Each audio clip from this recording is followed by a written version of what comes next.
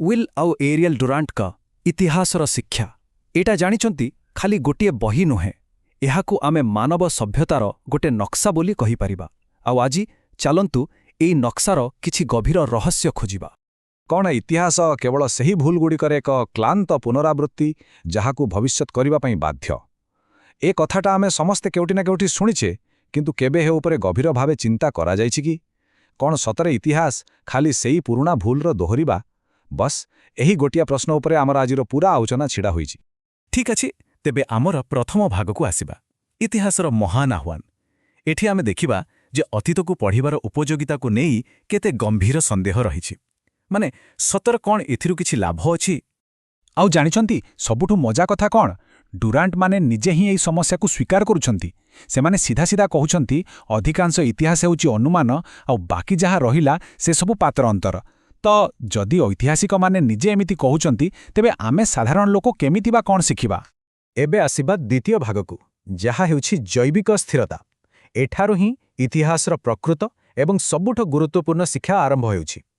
ଡୁରାଣ୍ଟମାନଙ୍କ ମତରେ କୌଣସି ସଭ୍ୟତାକୁ ବୁଝିବା ପୂର୍ବରୁ ଆମକୁ ଆଗ ମଣିଷର ମୂଳ ପ୍ରକୃତିକୁ ବୁଝିବାକୁ ପଡ଼ିବ, ମାନେ ସେହି ଜିନିଷଟା ଯାହା ହଜାର ହଜାର ବର୍ଷରେ ବି ଟିକେ ବି ବଦଳିନି। ତ ଡୁରାଣ୍ଟଙ୍କ ହିସାବରେ ଇତିହାସ ମୋଟାମୋଟି ତିନିଟା କଠୋର ଜୈବିକ ସତ୍ୟ ଉପରେ ତିଆରି। ପ୍ରଥମଟା ହେଲା ଜୀବନ ଏକ ପ୍ରତିଯୋଗିତା, ଖାଦ୍ୟ ପାଇଁ ହେଉ, ସାଥୀ ପାଇଁ ହେଉ କି କ୍ଷମତା ପାଇଁ, ସବୁବେଳେ ସଂଘର୍ଷ। ଦ୍ୱିତୀୟ, ଜୀବନ ଏକ ଚୟନ, ଏଠି କିଛି ଜିତନ୍ତି ଆଉ କିଛି ହାରନ୍ତି। ଏବଂ ତୃତୀୟ, ଜୀବନକୁ ଆଗକୁ ବଢ଼ିବାକୁ ପଡ଼ିବ, ମାନେ ବଂଶବୃଦ୍ଧି କରିବାକୁ ପଡ଼ିବ। ବାସ୍ ଏଇ ତିନିଟା ନିୟମ ହିଁ ସବୁ ସଭ୍ୟତାର ମୂଳଦୁଆ। ଏବେ ସେଇ ଦ୍ୱିତୀୟ ନିୟମଟାକୁ ଟିକେ ଧରନ୍ତୁ, ଜୀବନ ଏକ ଚୟନ। ଏଇ ଗୋଟିଏ କଥା ଆମକୁ ସିଧା ନେଇଯାଏ ସମାଜର ସବୁଠୁ ବଡ଼ ଦ୍ୱନ୍ଦ୍ୱ ପାଖକୁ, ସ୍ୱାଧୀନତା ବନାମ ସମାନତା। କାହିଁକି ଏମିତି ହୁଏ? ଦେଖନ୍ତୁ, ପ୍ରକୃତି ଆମ ସମସ୍ତଙ୍କୁ ସମାନ କରି ତିଆରି କରିନି, ସମସ୍ତେ ଅଲଗା ଅଲଗା। ତେଣୁ ଯଦି ସମସ୍ତଙ୍କୁ ପୁରା ସ୍ୱାଧୀନତା ଦିଆଯିବ, ତେବେ ଯେଉଁମାନେ ଅଧିକ ସକ୍ଷମ ସେମାନେ ଆଗକୁ ବଢ଼ିବେ, ଆଉ ଅସମାନତା ବଢ଼ି ଚାଲିବ। ଅନ୍ୟପଟେ ଯଦି ସମାନତା ଆଣିବାକୁ ଚେଷ୍ଟା କରାଯିବ, ତାହେଲେ ସକ୍ଷମ ଲୋକଙ୍କ ସ୍ୱାଧୀନତାକୁ ତ କମେଇବାକୁ ପଡ଼ିବ ନା। ଏଇଟା ଏମିତି ଗୋଟେ ଦ୍ୱନ୍ଦ୍ୱ ଯାହାର ସମାଧାନ ବୋଧେ କେବେ ବି ହବନି। ଆଉ ଏହି କଠୋର ସତ୍ୟକୁ ଡୁରାଣ୍ଟମାନେ ବହୁତ ସ୍ପଷ୍ଟ ଭାବରେ କହିଛନ୍ତି। ସେମାନେ ଲେଖିଛନ୍ତି, ପ୍ରକୃତି ଆମ କାଳ୍ପନିକ ସ୍ୱର୍ଗ ରାଜ୍ୟରେ ସ୍ୱାଧୀନତା ଓ ସମାନତାର ମିଳନକୁ ଦେଖି କେବଳ ହସେ। କାରଣ ସ୍ୱାଧୀନତା ଓ ସମାନତା ହେଉଛନ୍ତି ପରସ୍ପରର ଚିରଶତ୍ରୁ, ଆଉ ଯେତେବେଳେ ଜଣେ ଜିତେ, ଅନ୍ୟ ଜଣକର ମୃତ୍ୟୁ ନିଶ୍ଚିତ। ଚାଲନ୍ତୁ ଏବେ ତୃତୀୟ ଭାଗକୁ ଯିବା, ଅର୍ଥନୈତିକ ହୃଦସ୍ପନ୍ଦନ। ଏଠି ଆମେ ଦେଖିବା କେମିତି ସମ୍ପତ୍ତିର ଏକାଠି ହେବା ଆଉ ପୁଣି ବଣ୍ଟା ହେବାର ଏକ ଅନିବାର୍ଯ୍ୟ ଲୟ ସମାଜରେ ଚାଲିଥାଏ, ଠିକ୍ ଯେମିତି ଆମ ହାର୍ଟବିଟ୍ ସେମିତି। ତ ଏଇ ହୃଦସ୍ପନ୍ଦନର କାରଣ କ'ଣ? ଆପଣ ଦେଖିବେ ଏହା ପୁଣି ସେଇ ପୁରୁଣା ଜୈବିକ ନିୟମ ପାଖକୁ ଫେରିଯାଉଛି। କଥା ହେଲା, ଯେହେତୁ ଲୋକଙ୍କ ଦକ୍ଷତା ସମାନ ନୁହେଁ, ସେମାନଙ୍କ ପାଖରେ ଥିବା ସମ୍ପତ୍ତି ବି କେବେ ସମାନ ହୋଇପାରିବନି। ଏହାର ସିଧାସଳଖ ଅର୍ଥ ହେଲା, ଯେଉଁମାନେ ଅଧିକ ସକ୍ଷମ ସେମାନଙ୍କ ହାତରେ ସମ୍ପତ୍ତି ଏକାଠି ହେବାଟା ଏକଦମ ପ୍ରାକୃତିକ ଆଉ ଅନିବାର୍ଯ୍ୟ। ତେବେ ଏହି ଚକ୍ରଟା କାମ କରେ କେମିତି? ଦେଖନ୍ତୁ, ପ୍ରଥମ ପାଦରେ ସମ୍ପତ୍ତି ଧୀରେ ଧୀରେ କିଛି ସକ୍ଷମ ଲୋକଙ୍କ ହାତରେ ଜମା ହୁଏ। ଏହାଦ୍ୱାରା ଧନୀ ଆଉ ଗରିବଙ୍କ ଭିତରେ ଫରକ ବଢ଼ି ବଢ଼ି ଚାଲେ। କିନ୍ତୁ କୌଣସି ବି ସମାଜ ଏହି ଚାପକୁ ବେଶୀ ଦିନ ସମ୍ଭାଳି ପାରେ ନାହିଁ। ଶେଷରେ କିଛି ନା କିଛି ହୁଏ, ସେହି ସମ୍ପତ୍ତିକୁ ପୁଣି ଥରେ ବାଣ୍ଟିବାକୁ ପଡ଼େ। କେତେବେଳେ ଶାନ୍ତିରେ ଆଇନ କାନୁନ ବନେଇକି, ତ ଆଉ କେତେବେଳେ ଭୟଙ୍କର ହିଂସା ଆଉ ବିପ୍ଳବ ଭିତରେ। ଆଉ ଇତିହାସ ଆମକୁ ଏଇ ଚକ୍ରର ଦିଟା ଯାକ ରାସ୍ତା ସ୍ପଷ୍ଟ ଭାବେ ଦେଖାଏ। ଗୋଟେ ପଟେ ଦେଖନ୍ତୁ, ଖ୍ରୀଷ୍ଟପୂର୍ବ 594ର ଏଥେନ୍ସ। ସେଠି ସୋଲନଙ୍କର ବୁଦ୍ଧିମତ୍ତାପୂର୍ଣ୍ଣ ସଂସ୍କାର ଗୋଟେ ବଡ଼ ବିପ୍ଳବକୁ ଅଟକେଇ ଦେଲା। କିନ୍ତୁ ଅନ୍ୟପଟେ ଖ୍ରୀଷ୍ଟପୂର୍ବ 133ର ରୋମକୁ ଦେଖନ୍ତୁ, ସେଠି ସିନେଟ୍ କୌଣସି ସଂସ୍କାର ପାଇଁ ସିଧା ମନା କରିଦେଲା। ଆଉ ଫଳ କ'ଣ ହେଲା? ପାଖାପାଖି 100 ବର୍ଷର ଭୟଙ୍କର ଗୃହଯୁଦ୍ଧ। ଏବେ ଆସିବା ଚତୁର୍ଥ ଭାଗକୁ, କ୍ଷମତାର ବିଡ଼ମ୍ବନା। ଦେଖନ୍ତୁ, ଏଇ ଯେଉଁ ଅର୍ଥନୈତିକ ସଂଘର୍ଷ, ଏହାକୁ ହିଁ ନିୟନ୍ତ୍ରଣ କରିବା ପାଇଁ ରାଜନୀତିର ଜନ୍ମ ହୋଇଛି। ତେବେ ଚାଲନ୍ତୁ ଦେଖିବା ଶାସନର ରୂପ କେମିତି ବଦଳେ, ଆଉ ବିଶେଷ କରି ଏଇ ଯେଉଁ ଗଣତନ୍ତ୍ର, ଏହାର ପ୍ରକୃତ ଅର୍ଥ କ'ଣ? ଏଠି ଡୁରାଣ୍ଟମାନେ ଗୋଟେ ବହୁତ ଜରୁରୀ କଥା ମନେ ପକାଇ ଦେଉଛନ୍ତି। ସେମାନେ କହୁଛନ୍ତି, ଆମେ ଆଜି ଯେଉଁ ଗଣତନ୍ତ୍ରକୁ ଜାଣିଛେ ତାକୁ ଟିକେ ଭୁଲି ଯାଆନ୍ତୁ। କାରଣ ଇତିହାସରେ ଉଦାହରଣ ସ୍ୱରୂପ ପ୍ରାଚୀନ ଏଥେନ୍ସରେ ଗଣତନ୍ତ୍ରର ମାନେ ପୁରା ଅଲଗା ଥିଲା। ସେତେବେଳେ ଏହା ଥିଲା ଗରିବ ବହୁସଂଖ୍ୟକଙ୍କର ଧନୀ ସଂଖ୍ୟାଲଘୁଙ୍କ ଉପରେ ଶାସନ କରିବାର ଗୋଟେ ଉପାୟ। ସେମାନଙ୍କର ସମ୍ପତ୍ତିକୁ ନିଜ ନିୟନ୍ତ୍ରଣକୁ ଆଣିବା ପାଇଁ ଏକ ରାଜନୈତିକ ଅସ୍ତ୍ର। ଆଉ ଏହି ବିଡ଼ମ୍ବନାକୁ ଆଜି ନୁହେଁ, ହଜାର ହଜାର ବର୍ଷ ତଳେ ପ୍ଲାଟୋ ବୁଝି ସାରିଥିଲେ। ତାଙ୍କର ଚେତାବନୀ ଶୁଣିଲେ ଆଜି ବି ଦେହ ଶୀତେଇ ଯାଏ।